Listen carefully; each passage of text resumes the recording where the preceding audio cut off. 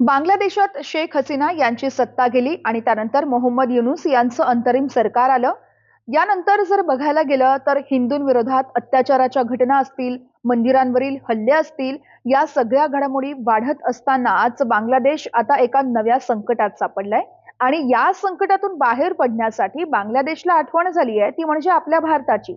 बांगलादेशात अन्नसाठ्यामध्ये गेल्या काही वर्षात कमालीची घट झाली आहे. विशेष करून बांगलादेशला सध्या तांदळाची कमतरता भासते आहे. यासाठी त्यांनी भारत सरकारला 50,000 टन तांदूळ पाठवण्याची विनंती केली आहे, ती देखील सवलतीच्या दरात. बांगलादेश सरकारच्या आर्थिक सल्लागार समितीनं या प्रस्तावाला आपली मान्यता दिली असून भारत सरकारकडून प्रति टन 456.67 अमेरिकन डॉलर्सच्या किमतीत बांगलादेश तांदूळ घ्यायला तयार झालाय.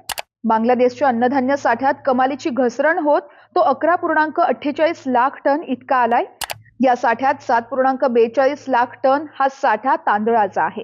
बांगलादेश सरकार आपल्या नागरिकांना सवलतीच्या दरात अन्नधान्याचं वितरण करतं, त्यासाठी हा तांदूळ घेण्याची वेळ मोहम्मद युनूस यांच्या सरकारवर आली आहे. दरम्यान हिंदूंवरील हल्ले असतील किंवा मग भारत विरोधी वक्तव्य असतील, या सगळ्या घडामोडी पाहता तुम्हाला काय वाटतं? बांगलादेशला मदत करावी का? आम्हाला कमेंटमध्ये नक्कीच सांगा आणि सोशल मीडियावरती एनडीटीव्ही मराठीला फॉलो करा.